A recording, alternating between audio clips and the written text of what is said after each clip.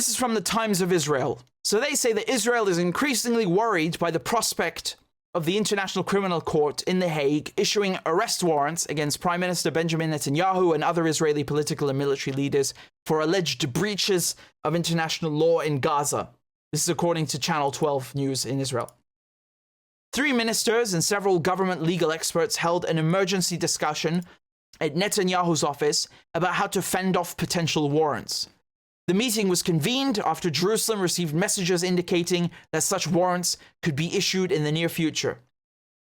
Foreign Minister Katz's office confirmed to the Times of Israel that the meeting took place and said there were also discussions about the possibility that warrants could be issued against IDF officers.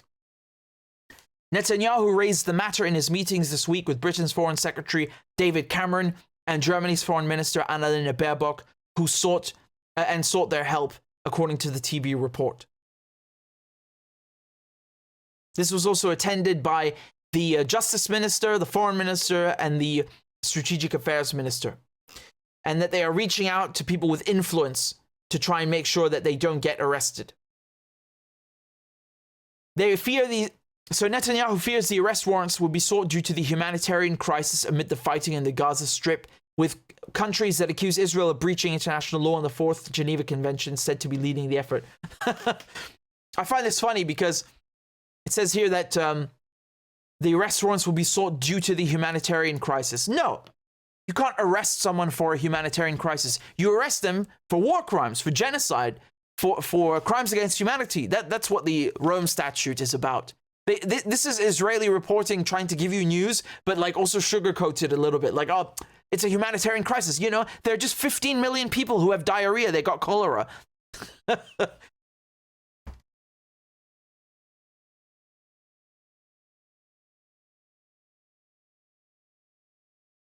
So they talk here about how you've got relatives of hostages held by Hamas filing a war crimes complaint with the ICC against Hamas leaders. And I find this funny because if 130 Israelis being held in captivity is a war crime, what do you call then 8,000 Palestinians, or 9,000, or 10,000, or 11,000, or 12,000? Because before the war, Israel had thousands of Palestinians, most of them women and children, in prison without charge or trial. They're hostages. When you hold someone for no reason, they're hostages. That's why Hamas took hostages, is to free the ones that Israel took. You understand? That's why they snatched Israelis, so Israel frees Palestinians. But then Israel not only kept those people, they took thousands more hostage. In the West Bank alone, they've taken 8,000 people hostage. They've detained them since October 7th. So that's like the Israelis' way of spiting the Palestinians, is saying, you know what? You tried to kidnap Israelis so that we release Palestinian hostages? Well, guess what? We're just going to take 8,000 more Palestinian hostages. Just screw with you. So now they mention the chief prosecutor, Karim Khan. Now this guy, I'm not going to go into too much detail because honestly, he doesn't even deserve it. But the guy is a hack. You understand what I mean when I say he's a hack? It means that he's not serious, he's compromised, and he's not doing his job seriously. I mean, I'm sorry, this guy, he is chosen for the job because he's a hack, all right? Before Karim Khan, you had Bensouda. She was the prosecutor, and she only announced that the ICC was going to establish jurisdiction in the occupied Palestinian territories, and that sent the Israelis over the edge. And I think she did that because she was just about to leave. Not to, say anything bad about her, but I think that was strategically timed. Now, this guy, we know is not going to do a thing about it. This guy has been protecting the British government. He's been protecting people like David Cameron and all these rats in high places for a long time. And he was picked because he won't do anything about American war crimes in Afghanistan or Israeli war crimes in Palestine. That's why he got the job. So nothing is going to happen anyway. But the fact that the Israelis are so worried, they're making sure they're just like taking precautions to make sure that none of them, not even an officer, gets arrested, is really funny to me. This shows it's like They don't think what they're doing is wrong, but they're just afraid of being caught. You know what I mean?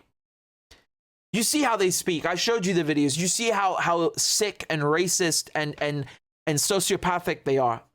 What killers they are. What murderers they are. They want the rivers of Gazans' blood to flow. I mean, maybe the families of the Palestinians held hostage by Israel should start filing ICC complaints then, since apparently you can do that. You know? I think that being held, not for 6 months, but being held for years and for no reason and in worse conditions, that's definitely a war crime. Being tried in a military court. Because remember, the Israelis, they use mechanisms in the Geneva Conventions that are usually available to an occupation, but in the sense that the occupation will be short, will be temporary. You're not supposed to take those things and then stretch them out for, 40, 50 years, which is what the Israelis have done since 67. So the Israelis have abused the Geneva Convention to the point that anything they do is in violation of the convention. The convention has mechanisms against this very thing. So, the Israelis can't say, well, the Geneva Convention allows you to try civilians in military courts sometimes. No, it says sometimes, not for, hundreds of thousands of people. Anyway, there's no question that alone would warrants, no pun intended, for Israeli officers, commanders, and leaders.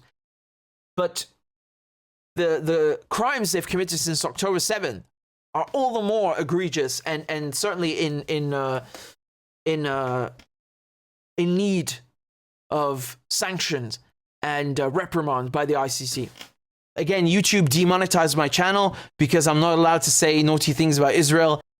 Telling the truth is forbidden. So if you are able to donate a few dollars on PayPal or on a monthly basis on Patreon, please consider doing it because it would really help me continue my journalism and support independent media. So I'd be very grateful.